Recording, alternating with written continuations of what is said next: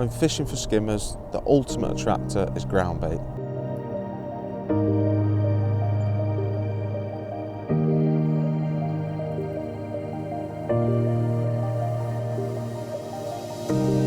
There's two things that skimmers love, sweetness and pellets. And when we designed Skimmer's Dart, that's exactly what we wanted in the mix. An inert pellet-based mix that's nice and sweet. When I'm going skimmer fishing, it's basically my go-to ground bait.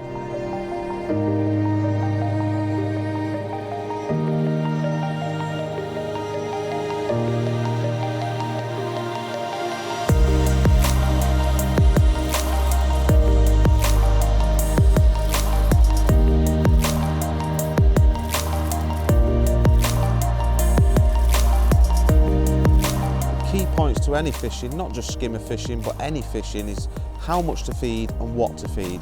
You know, you've got to feed the fish what they want to eat, so whether it be worms, casters, maggots, pellets, that's the first thing. If you're feeding the wrong bait, you won't catch them.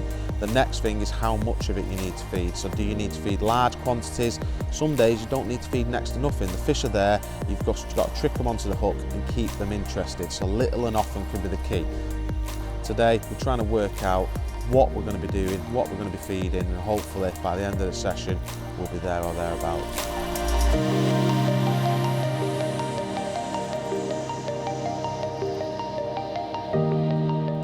Right, so I'm going to run you through how I like to mix my ground bait. Obviously this time of the year you've got options. You can feed it a little bit drier, you can feed it a little bit wetter. So starting with a full kilo of ground bait, straight into the bucket.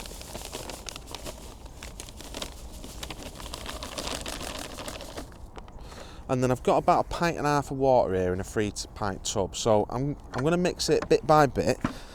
So I'm going to probably put half of that in, which would be 3/4 pint. Give it a little swirl around, just get it roughly together. And then get your hand in there and give it a little mix.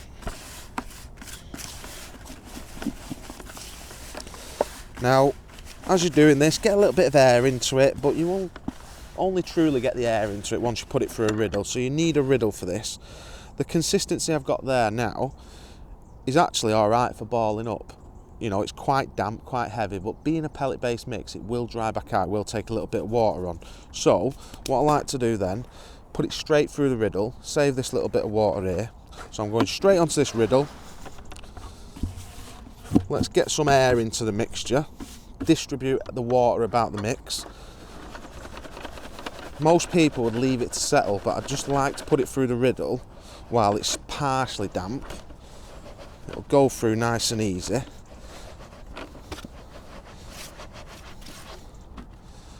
And now what you'll see is all the water is nicely distributed. It's really nice and soft. That is actually ready to fish with, but it's going to dry out. So let's give it 5 minutes. Let's take that water on. We'll come back to it and we'll see how much we need to add to it from there. So this has been standing now for 5 minutes. I don't know if you can make it out there. It's really dried out. The water's all nicely distributed. If you boil it up, it'll literally break down really, really soft, really nice. But for me, it's a little bit too dry. I still want to get it to sort of that sort of stage where I only have to add a little bit of water to make it stodgy, and also I can feed it loose if need be. So I'll take the rest of my water. I started with 1.5 pints of water, I give it half, so 3/4 pint. I'm probably feeling like it's not going to take a full another half of this, so I'm going to probably add another half of this. So this would be in total just over 1 pint of water. So we'll stop there, mix that around. So now that's just making it a little bit damper, a little bit heavier. Try and distribute the water as best you can with your hand. And then again, I'm going to chuck it back on the riddle again. So this is the second stage of riddling, if you like. I want to get as much air into the mix as possible so it's nice and live, nice and fluffy. Push it back through that riddle. Use your hand just to work it through. Best way when you're riddling ground bait, shake it to the middle, push it through your hand, it'll go through nice and easy. So now what I've got is a bit of a heavier mix. That's the stage I like to get it to. It's still going to take a little bit of water on, so it's going to come back to a nice soft but inert mix. Now, I'd like to leave this for at least half an hour before I start fishing, just to make sure that all them pellets, all them particles in there are all nice and soaked, all nice and heavy. I don't want any bits coming off the bottom when I'm skimmer fishing. This now will only take a little bit more water to make it stodgy. So what I mean by that is, when I add a little bit more water to this, I basically want to make it so I can get it really, really wet. Probably take a little bit more. I do this separate in a tub. And when I say stodgy, I mean like that. So it's real inert. I can just feed little small nuggets like that. It only takes a tiny little bit.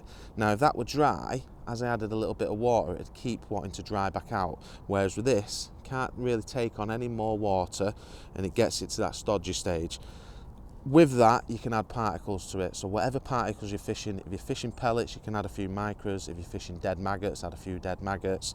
But I like to do that as I go along. But what I've got now is a nice base mix. If I'm fishing shallow water, I like to feed it pretty dry like this, or what I like to call medium. If I'm fishing in deep water, sometimes I might want to ball it up and feed it in a ball, so I can squeeze that into a ball, get it down to the bottom. That'll break up really quickly. But this stodge can be really a good, effective way of catching fish, because what it makes it happen is it takes the bait to the bottom, but the skimmers have got to work for it, and all the smell and attractants are in there. Little bit of odd particle, odd micropellet, odd maggot, odd bit of chopped worm, whatever works at the venue you're going to, but you're feeding very little amount, and it makes the skimmers a lot easier to catch. So that's what I'm on about when I'm on about stodge. Like I say, add a little bit more water. You can get it to whatever consistency you like. You can have it really, really wet. You can almost have it like paste if you like. You feed little balls of that. That's a brilliant way of catching them. So when it comes to mixing your ground bait, get it to a point where you can basically just add that little bit more water to make it into a stodge, or we can feed it loose or balled up like that, and that's the easiest way to do it. So a few different ways of mixing it. Well, one way of mixing it, but a few different ways that you can actually fish with it.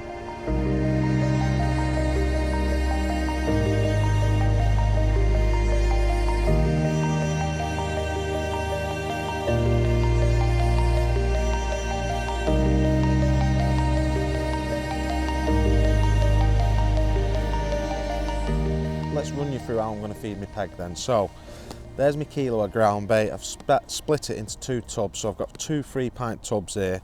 I'm going to save half for later on, so that can go back into my bucket.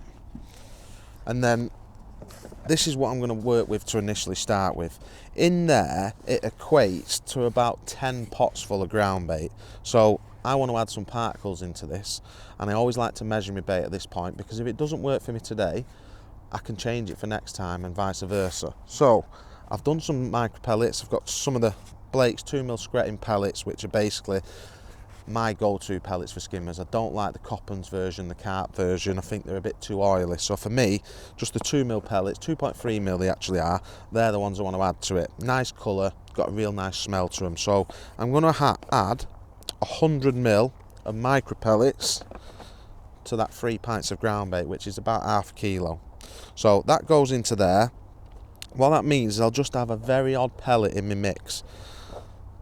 I don't want too many particles in, so I'm just going to mix this round, and I'm going to feed 2 lines. I'm going to feed a negative line and a positive line. Now, from past experience, we're on Holbar Lake here at Partridge Lakes. The negative line has been better. The reason being, I think they like that bait dropping through all the time. It's only 4 foot in depth. If it's a deeper lake, sometimes they like a bit of a volume to settle over.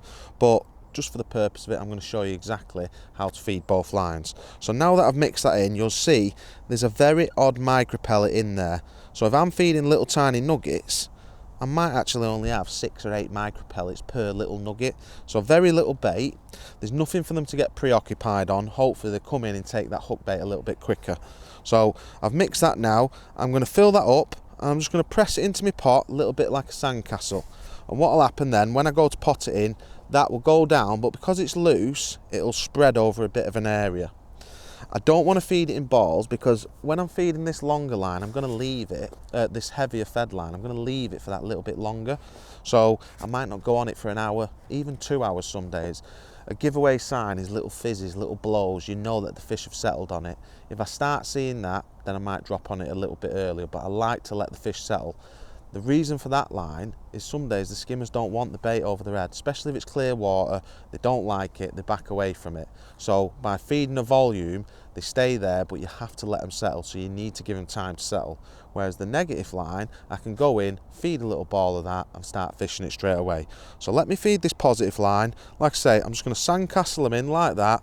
I'm going to feed them loose. I'm just going to put them in an area of about a dartboard sort of thing, same size as the rim of my bucket. So we'll ship out there now. I've got my little marker what I'm lined up with. The first one's going to go right into the middle of it, and I'm going to be fishing right on my bait with this. So right to the end of my section, I look at my marker, which is a little bit to the right. I've picked a far bank marker of a tree. I'm going to line it up there and just put my bait in and lift my pot up. That will naturally spread out over an area of probably a foot square anyway. So we're going to give it 4 of them, so 400 mil of bait if you like. Go out again. Take your time at this point, get to the end of your marker so you know you're fishing right in line. Turn your pot. This time I'm just going to go 2 or 3 inches to the right and dump that one in there. So I'm creating a little bit of an area. The next one's going to go 2 or 3 inches to the left. It's only 4 foot deep here, but the lake's not towing or anything, so I don't have to worry about fishing down my peg or anything like that. If the fish come to it, they should be right on top of it. So I'll look at my marker, end of my pole section. This time, 2 or 3 inches to the left. Turn that, give it a little dump. I like to feed it loose because I feel it spreads better. If I fed it in balls, they can spin off at different directions. They don't seem to get the same amount of spread. If it's deep, you might have to feed it in balls, but try and feed softer balls if you can, if you're looking for that sort of ground bait to open up quickly. And then the last one, I'm going to put it right in the middle of my marker. So right on my marker, but this time, as I turn it, I'm just going to swish it left and right. Little 2 or 3 inch swish left and right, lift it up, just so I'm spreading it over that area. So now, hopefully, I've created like a 6 to 8 inch area, but what'll happen is, it'll spread a little bit more. So I'm hoping that I've got like a foot square area. You don't want it all compact and tight together because you want these fish to graze. Skimmers love to graze over an area, so they can come in, they can pick off the edge of it, but it's not all on one little tiny dinner plate for them. So that's the positive line fed. My next line is just going to be fed via a tiny little pot like this. So what I'll do now with the ground bait I've got left, which is going to be roughly about 600 mil because we've fed 400 mil of it. I'm going to add half of this, so it'll have the same ratio, 100 mil of micros to 1000 mil of ground bait. I'm going to take half of this, get a little bit of water. I'm going to add water to this mix now to make it into a little bit of a stodge. So a little bit of water with 2 fingers like this. Just hold it so you can see what I'm doing. I'm just working the ground bait round. So it'll take a little bit more. I'm just working it round like that. It'll take a tiny bit more. I can swill it and you'll know when it's right because it'll be like jelly. It won't stick to the pot. Very similar to how I fished other baits such as worm slop and stuff like that in the past. And then all I'll do is I'll just pick off little bits of that ground bait. It's really inert now, it's really sloppy. It'll go down to the bottom, and what happens when you feed it like this, rather than feeding it dry, it takes a lot longer to break down. It'll take 4 or 5 minutes to break down. If you fed it dry, it'll open up within a minute or 2. I want the fish to work for their micros. I want them to come to that bait and not really have much choice. So I can feed little blobs of that, fishing an expander on the hook, and away we go. So to kickstart this peg, you could, if you wanted, feed a little golf ball like that, but what I tend to find on commercial fisheries is you're never a million miles away from some fish. You know, if you was on a big open lake, maybe feeding a little bit more rather than starting like this would work a little bit better. But for this scenario, I feel like just starting and fishing and building your peg up. We don't want a lot of bait in our peg, so I'd rather have a slightly slower start for the first 10-20 minutes than put too much bait in and they'd be a nightmare to catch for the first hour.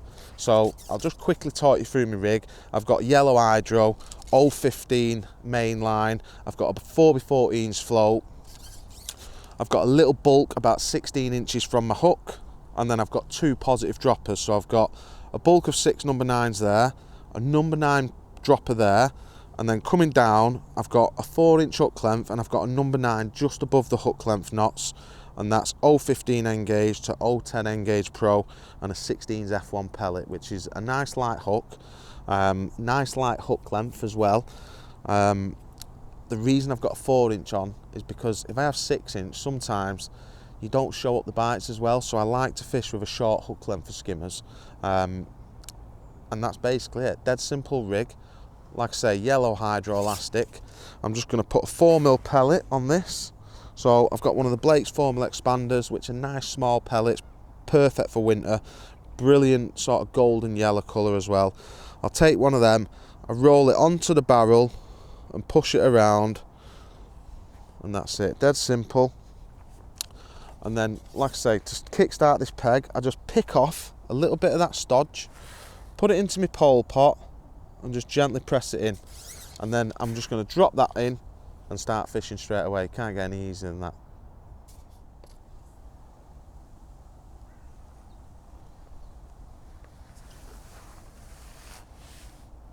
Right, so there's our first bite of the day. Probably only took about 6 minutes. That's what I'm saying about these commercials. When they're shallow, you don't need a lot of bait. Like the fish, it's only 4 foot deep. There's lots of fish in here. You don't need tons and tons of bait to attract them. We've got that positive line if need be. Don't know if it is a skimmer. If it is, it's a good one. Yeah, nice skimmer. That's perfect. Probably a pound. There we go.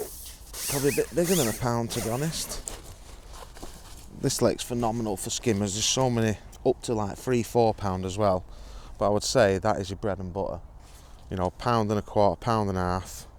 Lovely fish to start with. That's exactly what we want. And then all I'm going to do now is just repeat the process. So, 4mm expander on the hook again. Tiny bit of that stodge. Like I say, just pick it out. You literally need thumbnail bits, 20p piece bits. It'll just go in the smallest guru pot level to the top. So that's all I'm feeding, just the tiny, not the tiny guru, not the micro, the small one. So little blob of ground bait, about 20p piece worth. Like I say, probably 6 minutes. I had one little indication before that. So I'm going to go put my bait in again, try and be really accurate, drop that little blob in, lift that rig up, get it right on top of that bait. Because the wind's pushing right to left, once my rig's settled, I've got 2 number 9 back shots there, which I'm just going to fold to the right, just to stop that rig from pushing through. And then my rig just sits nice and still then. And then all I'll do is just keep watching my positive line. If I start to see some signs on it, I can have a look, but I want to let them settle on that line. Like I said before, past experience, little and often has always been best on here, but you will have days, especially if you're fishing like winter silverfish matches, you will have days where constantly dropping little bits of bait through will attract the carp and the F1s as well. And if you're trying to avoid them on a silverfish match, it can be a bit of a nightmare. So it's always nice to have a line where you just let the fish settle and you can drop on it if need be. So I just had another little indication, then I've just missed a bite on a pellet, so new fresh pellet on. I don't need to feed this chuck. I feel like I had a little bit of slime there as well, so that was definitely a skimmer. I don't need to feed this chuck, I've just fed. You probably want to be dropping a little blob of that in probably every 4 or 5 minutes. So if you miss a bite pretty quickly, you know, don't get too carried away and start feeding too much bait. Otherwise you'll make it even trickier for the skimmers to pick your hook bait out. minimum bait. You'd be amazed how many fish you can catch feeding very little like this. So I've been fishing for a while now, starting to get a few signs. There's a little lift bite, another skimmer there. I'm just getting into a nice rhythm now. We're going in, feeding a little ball of ground bait. When the fish are coming to it, you're catching them pretty quickly, just like that there, you know, within a minute, purely because you've got very little bait in your peg. Now, like I say, I know this is a good method on this lake. That positive line, it'd probably be a lot harder to catch. We've only been fishing about 45 minutes, so I'm not going to have a look on it yet, but I'm going to leave that for a bit. We will have a look at some point, but what you might find, if you're getting liners and too many indications of not catching the fish, you've put too much bait in your peg, and that's why I always like to measure my bait. So next time, if that's the case, instead of feeding 400ml on that line, I might feed 300ml or 200ml, and instead of putting sort of 10% of micros into your mix, put 5% of micros into your mix. Just cut the bait back, and then you've always got something to work with. If you just chuck a handful of bait in and a handful of ground bait, you don't really know where you're up to, you don't know what to do for the best, whereas because I've measured my bait, I know exactly how much I need to feed next time. But at the moment, it's going absolutely perfect. Formal expander on the hook, dropping that little bit of stodging. It's making the fish work hard for the bait. When they're coming in, they're picking it up straight away, and that's why I love fishing like this, to be honest, because I find when it's like this, it's easy. And when it's easy, you know you're fishing the right method. So let's see if we can get another one.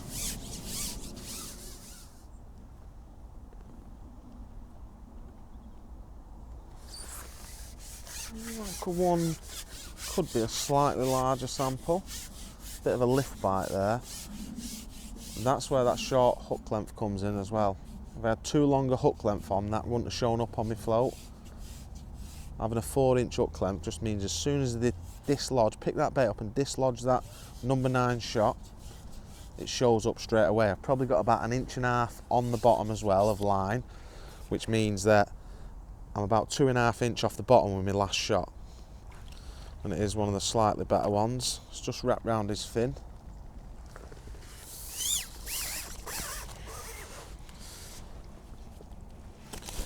There's two sort of stamps in this lake, to be honest. You get these big brown ones, which tend to be more up in the deeper water, and then these silvery ones. They're probably not even that old, these fish, but they thrive on all the carp pellets that go in the summer. Probably £1.25, £1.50. Soon build a weight with them. So this particular chuck, I'm just going to try not feeding again. I've had a few bubbles come up. I know there's some fish in the area now. What I don't want to do is keep filling that dinner plate up and putting more bait in when not necessary. So I've just had a little indication there. If I feel like the fish are there, I don't want to just keep giving them more choice and more option. I want to sort of starve them onto the hook so I get a bite quicker. So what I'm looking for is, how quick does it take me to get a bite? Would I have had a bite if I fed and they followed the ball down to the bottom and they come straight in and ate it? Or will this get me a bite a little bit quicker? Will it catch me a slightly better stamped fish because I'm not tipping any bait on their head? So that time it's gone under, but actually it's a slightly smaller fish. So that sort of broke the run of them better stamped skimmers. And I've caught a skimmer, but it's only a small one. So maybe I do need to be feeding every chuck, but that's something that when it gets colder, definitely something that can, you've got to look into. At the moment, we're sort of October time, coming into winter, there's still a lot of fish feeding. When it's really cold, that can be a great little trick, just to keep catching a few extra fish. So you don't have to feed every single time, but that time, my stamp went smaller, so it makes me think, do you know what, maybe I need to feed. So this time, back to what we've been doing. Put your ground bait, and what I like to do when I put this ground bait in the pot is like to just grab a little pinch, put it in the pot, and then just sort of like smear it on the top like that, and that'll just stop it from bouncing out. You don't need to form a little ball or anything. When you tap it out, it'll come out in a little ball form. You'll get odd little bits falling off it, which is all attraction, but most of it will be like a little stodgy ball. So just put it in your pot and just give it a little smidge on one half, hook the bottom of the lake bed and you'll be all right. Let's get this off. There we go. Stuck on the bottom of the lake bed. The pellet's actually intact still, so we're good to go. Right, let's go and see if we can get another one. I'm keeping that feeding going.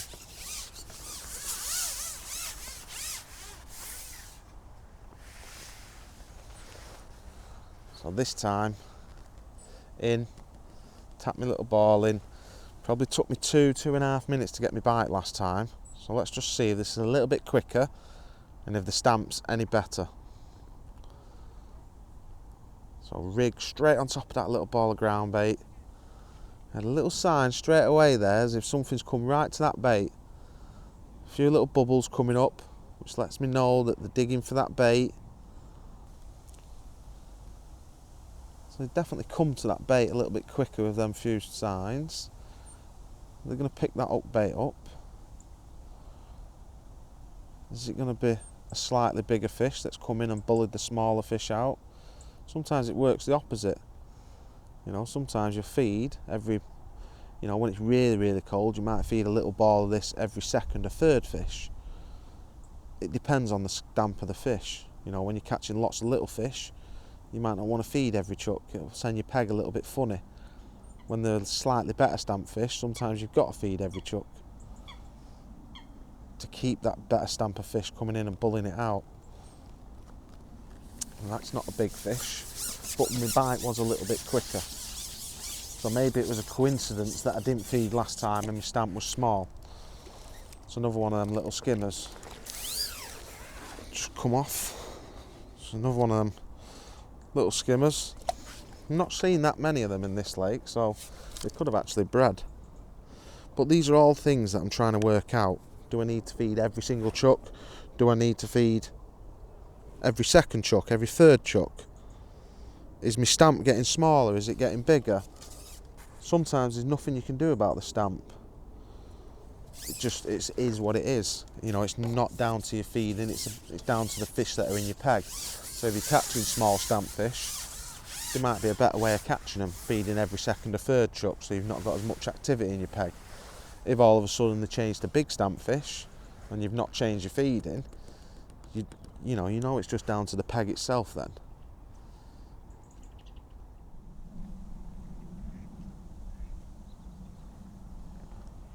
That was a nice lift bite. Really slow, positive lift.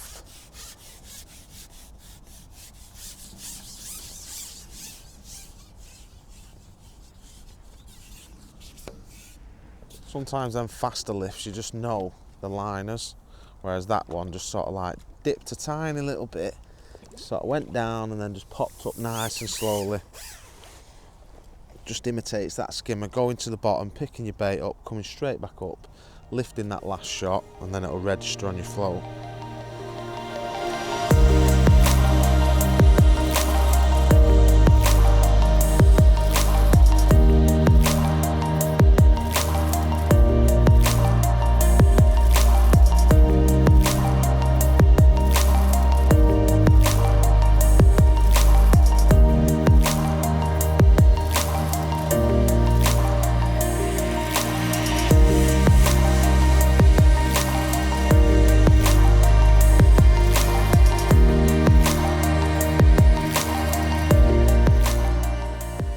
You've got to really pay attention to, it's just happened to myself, is I've been fishing away for the last hour, catching nice and steady, feeding a little bit of that stodge every chuck on the negative line. Fishing's been really good, mixture of sizes, lots of these little small skimmers today, but an odd bigger one mixed in. And then all of a sudden I can't catch, and I'm thinking to myself, what's happened here? Like, I know I ain't overfed it because there's plenty of bites to be had and I'm not feeding that much bait. I've gone back out with a plummet, I've replumbed it, they've dug the bottom out about 1.5 inches. So I've checked on my left hand swim, they've done exactly the same. Now if you're not aware of this, it could really spoil your day. So just pay attention, when they're fizzing and they're digging, they'll be rooting for that ground bait, they really want to eat it, they'll be aggressive and they will rip the bottom up, because basically the bottom's so soft, it's very silty on these commercials, it's so easy for them to sort of dislodge a little hole in your peg, and then you sat there fishing off bottom and your bites are going to slow. So pay good attention to that. Now we've been fishing about 2 hours. We dropped in on that left-hand line after about an hour, and what I've noticed is they've been blowing quite aggressive there for probably the last 20 minutes. So it's the perfect time really. 2 hours in since I fed it. I've not fed it since. Just put that 400mm in. Just seems a good time to have a look on it, because I feel like there's definitely a lot of fish there because it's blowing a lot more aggressive than my right hand swim. So let's have a look, see what happens. It could still be that, you know, there's too much bait there, or, you know, they're just mooching about the peg and it's harder to catch, but you'll know just from your bite time. So there's definitely been more activity on this peg in the last 20 minutes than there has the previous hour and a half. You probably see it on the camera, like they're really fizzing aggressively. So let's see what happens. I feel like there's got to be some fish. Well, there's definitely fish there, but is there too much bait there where we can't catch them still? We're really having a good rummage of that bait now. You can see how they can rip the bottom up. All them bubbles coming up is just little bits of gas and silt getting moved about by the fish. Sometimes makes it hard for your hook bait to get picked up. This is where a smelly bait like worms could be good in conjunction with ground bait rather than micro pellets, you know, a worm hook bait, because then you can put different sized bits of worm on.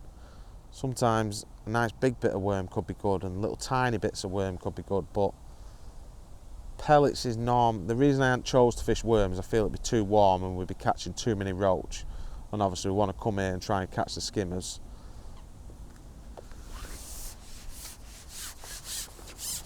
So that weren't too long, a couple of minutes.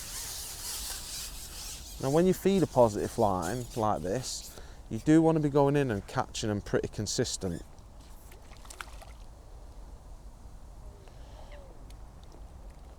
You know, if I go in here and I'm waiting 7-8 minutes for a bite, like I did the first time, it's no good because I can catch quicker on that right hand side doing it. Just gone in my net, little bugger.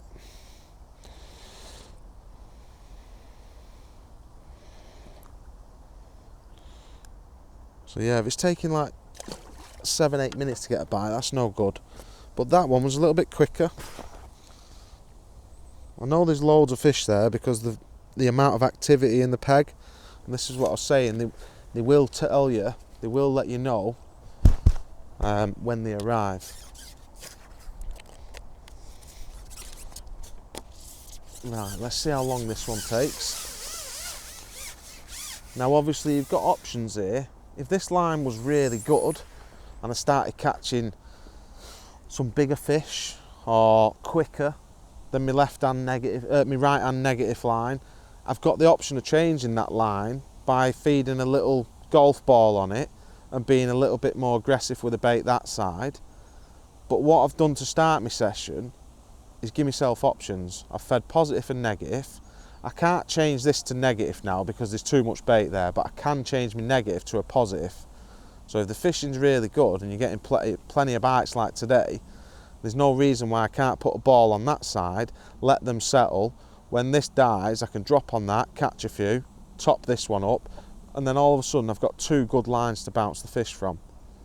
So the biggest thing is how long it's taking me to get bites. If I can get bites within like 2, 3, 4 minutes, I'm happy at that. I'm ticking over, I'm catching fish. If it's taking 7-8 minutes to get a bite, it's too slow, it's not working. Now another thing you've got to pay attention to is they couldn't easily come in and eat all your bait.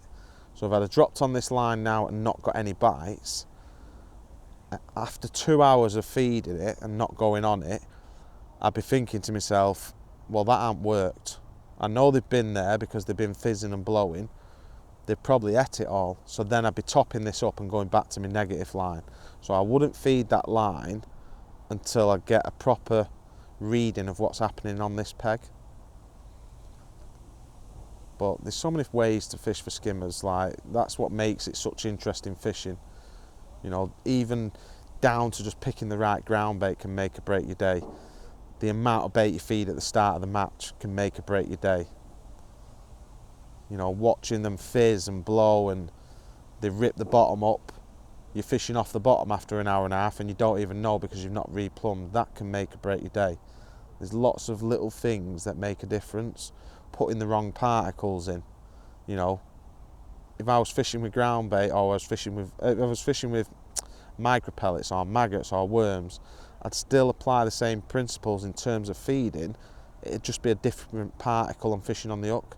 So if I was feeding with maggots, I'd do it exactly the same as I have with pellets. I'd probably put 100 mil of maggots in, or 100 mil of chopped up worms in, and I'd just fish worm on the hook or maggot on the hook instead of pellets. So I'm getting some really aggressive blowing there. There could actually be a carp there, like that's very aggressive for skimmers. What's this? Might be a slightly better one.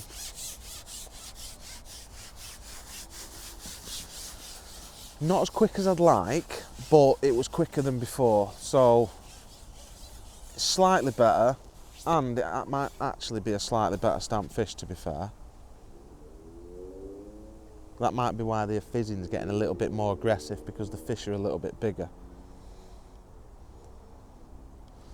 That yellow hydro's working perfect. I'm going to take one little pull.